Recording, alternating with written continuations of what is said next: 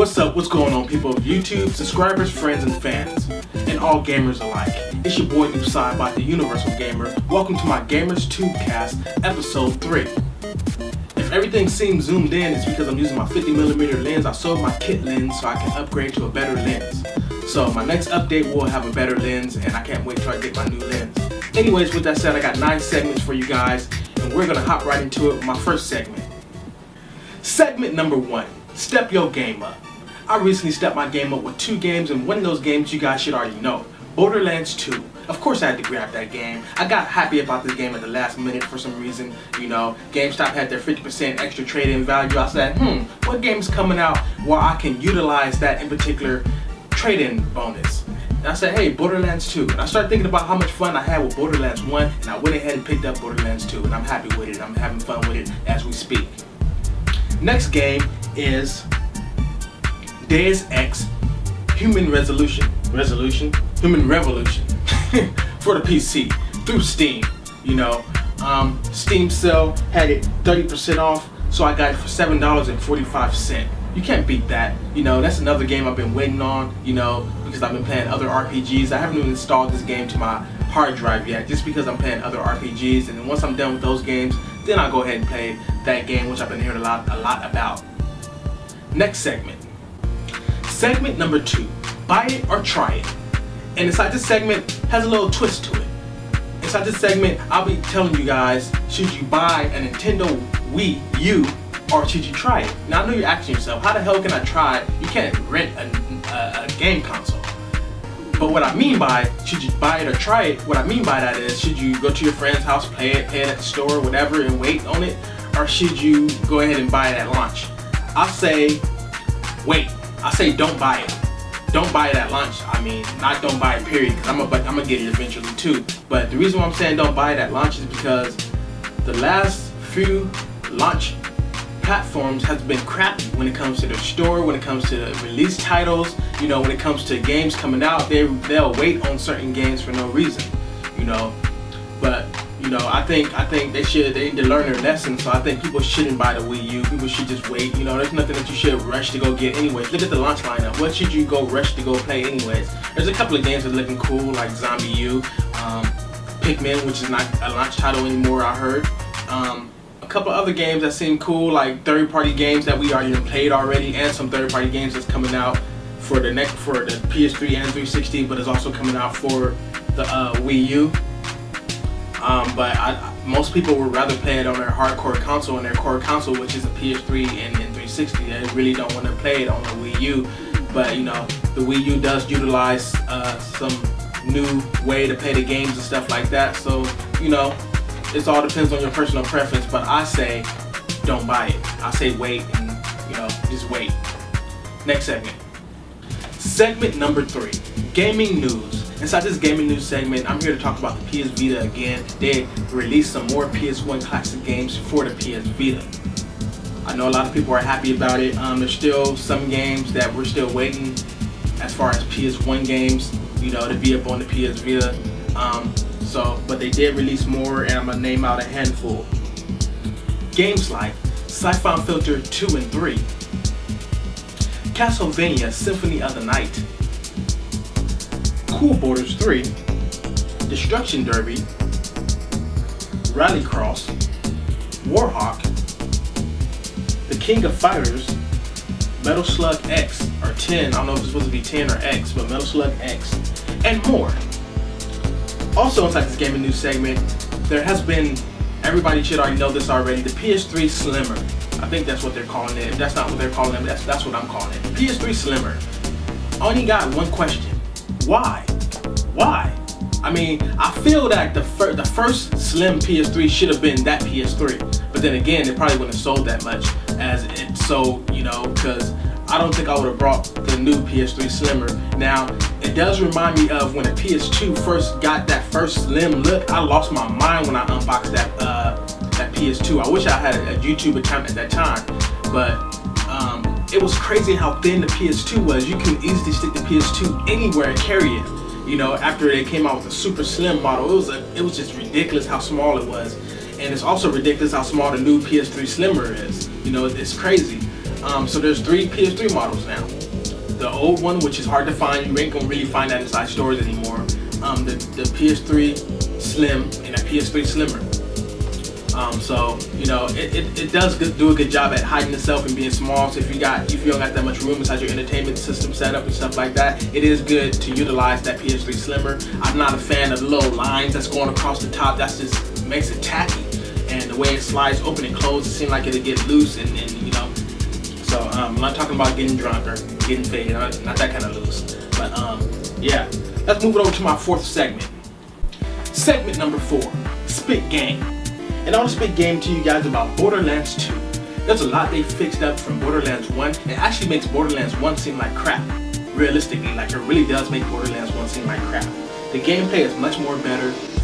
Everything that's on the menu, from your health, from your shields to the mini map, just everything seemed like it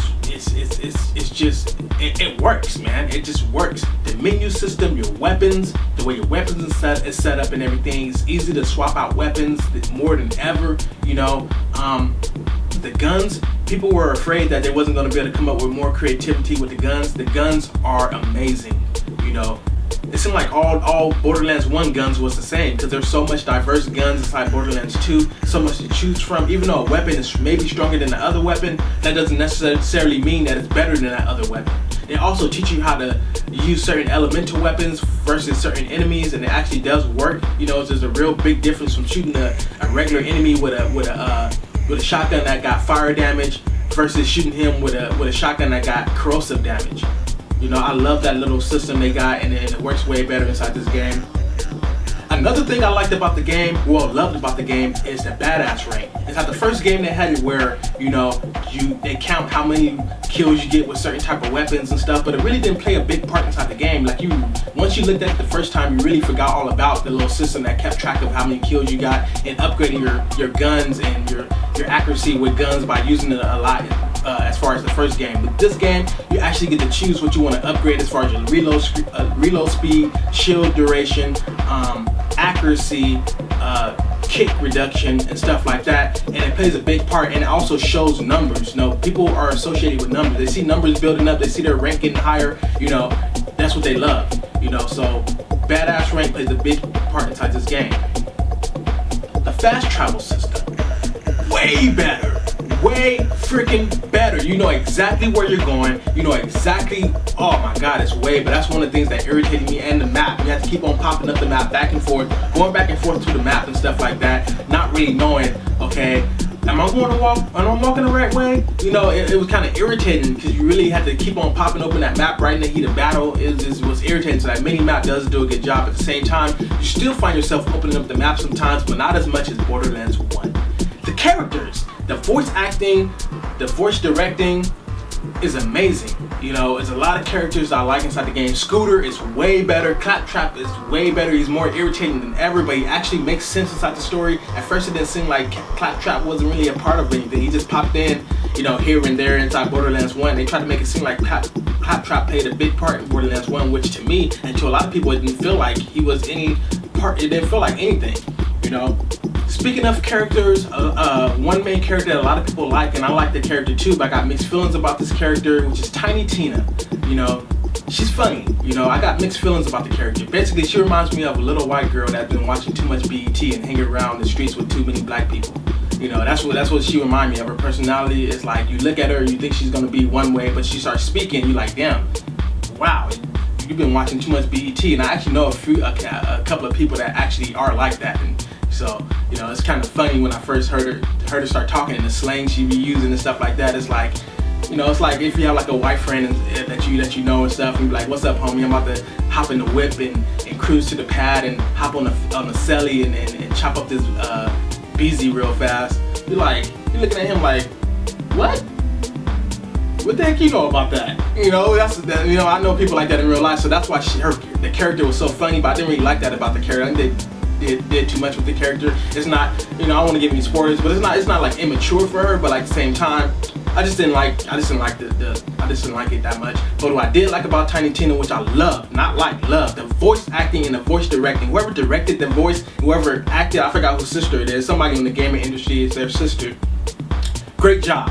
You know, I love her voice, just the way she talking, the way she says some of the stuff she says is funny. That's why I still like the character. But you know, I don't dislike the character as far as the other stuff I just mentioned. But you know, I love the voice acting. The voice acting does pick up for it, and you know, and she makes me laugh every time she says something. It's the way she says it is like it's funny as heck, you know. And also, you know, Ellie, I think that's her name. I love that character. Like, she reminds me of a friend I used to have a long time ago that has the same accent and everything. I think that's her name, Ellie. Yeah, so I like that character. You know, I like all the voice acting in the game. The game is amazing. Even the enemy voice acting is amazing, man. It's like the stuff they've been saying. Handsome Jack. Oh my God, this dude be saying some most ridiculous stuff. Let me get off of Borderlands 2, 'cause I'll be talking about Borderlands 2 for the whole time. But if you ever picked up Borderlands 2, you're tripping. You need to go out, trade in some games if you have to, if you don't got the dinero, and get Borderlands 2 right now. Cut this off and go to the store and get Borderlands 2 if you don't got it. Segment number 5, Gaming Top 5 Countdown. Inside this Gaming Top 5 Countdown, I'll be counting down the top 5 zombie games, in my opinion, of all time. This is a very controversial top countdown because there's literally 15 to 20 zombie games. More than that if you count like old school stuff. But I'm trying to count them down based off how I like my zombie games and what I'm looking for in a zombie game. Number 5, Zombie Apocalypse. Love this game. Game was fun, very arcadish. You know, it was fun playing 4-player co-op, and it was just fun. That's all you can say. And it got harder and harder, and it got funner and funner, and you know, you just surviving waves of zombies. Number 4, Dead Nation. Dead Nation is a very hard game. Played this on the PS3. On normal, it's actually hard. On hard, it's crazy, and on crazy, you're not gonna pass it. Period. You know, on easy, it's normal. You know, I had to stop playing the game 75% through and put it on easy just to play all the way through it. The game is that freaking hard, but it's fun. It's another arcadish style game, and I loved it. Was playing it co-op and stuff. Build up your weapons, build up your stuff, and it's just so fun, man.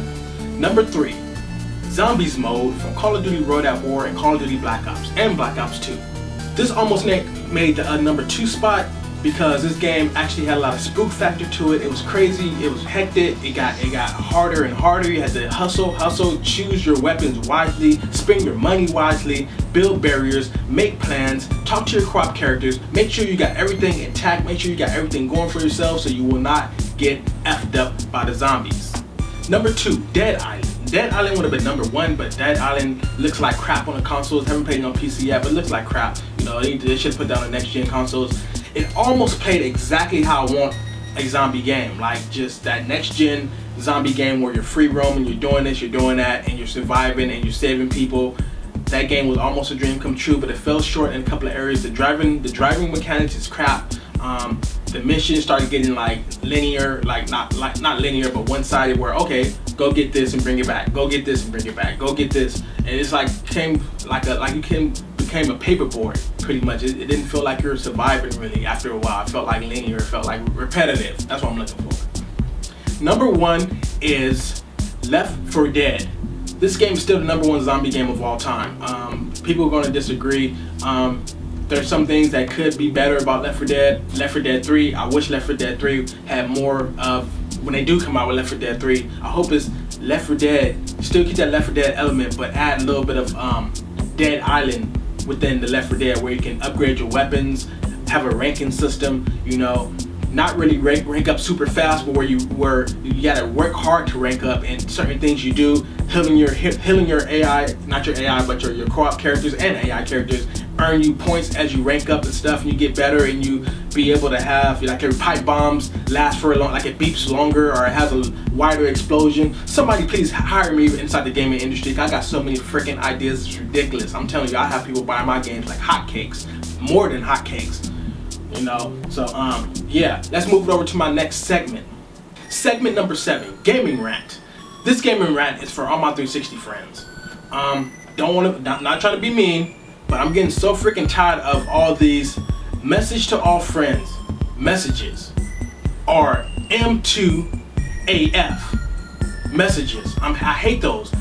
1% out of 1% out of 100% of those messages be actually useful. All the rest of them don't make no sense. Why are you sending these messages to all your friends? Message to all friends. My microphone is not working. Who cares? And I don't mean who cares like that. Like, don't nobody care like the microphone. Like, what I mean by is, why do you have to send that to all your friends? Message to all friends. I won't be on for 3 days. Dude, so I get tired of getting on my 360 and seeing my inbox flooded with message to all friends. It's like so irritating. Then when you read it or when you listen to it, it's more irritating because it doesn't make any sense. Like, why would you need to send this to all your friends? You know? So I'm just saying, you know, don't mean to be mean. Let's move it over to segment number 8. Segment number 8, gamer recognized game.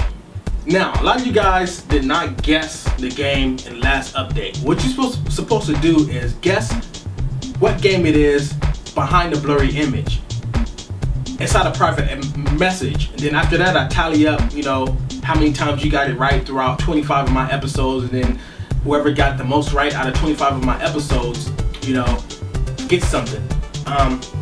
So the answer for last week, or last 2 weeks, my last update should I say, was Far Cry 3, and the only person that got it right was Mr. Far Cry Away, which is, you know, my boy Luke, you know. Also Crestline 007, he used to go by on YouTube, but now it's Mr. Far Cry Away, you know, Far Cry Away on Xbox Live. And of course he'll get this right. If he didn't get this right, then damn, you know, you ain't a Far Cry fan, man. But he's the only one that got it right, you know, and it matches his name and everything. So, hey, what can I say? So, I'll also be putting up a blurry image right now. Bam, you know, check that out. See if you can guess what game that is. If you don't guess it by the time my next update come up, which is in 2 weeks, then it does not count if you guess after my next update. Because in my next update, I'll be giving you the answer. My last segment is gaming shoutouts. And real fast before I end this video, I want to shout out some gamers out there that have been supporting me. I didn't have a chance to shout out everybody because I'll add this in at the very last second, the very last minute of me getting ready to film. I'm like, you know what, let me, I want to shout out some people, and I had it in my mind, but I know what, I decided, you know what, let me write it down because I might forget, and you know, I wish I can shout out everybody, but you know, this got some people right here. My first person I want to shout out is my boy Marcus No Hero. You know, look him up on YouTube. Next person, MOG 1979. My boy subscribed to me. I also filmed his music video on my hobby channel. He make it do what he do with the music stuff. Oh my god, this dude is good. You know, he also a gamer, so he make it do what he do across all areas. You know, so shout out to my boy MOG. If you're watching, what's up, man? Can't wait to do your next video. And next person, Mr. Far Cry Away, or not Mr. A Far Cry Away, but Mr. Far Cry Away.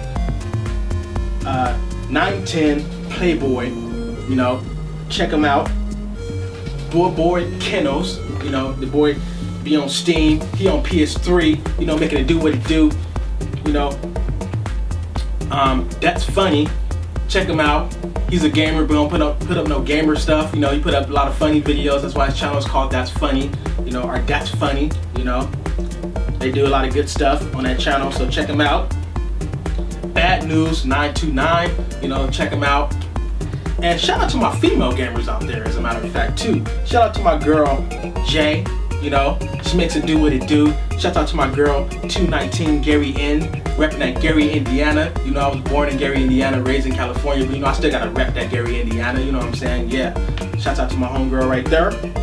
And Steph's to Death. You know, I shot her out a while back. You know, she plays a lot of old school games and new school games. I like her style and her taste in games. You know, she makes it do what it do with the gaming stuff. And shout out to my girl, Dark Shade Zero. I haven't shot her out in a long time. She makes it do what it do all the time. I know you guys probably forgot about her. I haven't mentioned her a lot on YouTube. You know, you guys were waiting on a couple of things we was gonna collaborate with, but it didn't go through it. I mean, things don't always work out the way you want it to work out. But you know, she still make it do what they on the gaming and stuff. And you know, she's a beast with everything, every game she touched. And she finally passed up my gamer score on Xbox Live, but it only took her like, I say about 2.5 years. But hey, at least she passed it. So yeah, with that said, I'm done. And that concludes my 3rd episode. Hope you guys enjoyed it. And it's been your boy Noob Sidebot, and I'm out. Peace.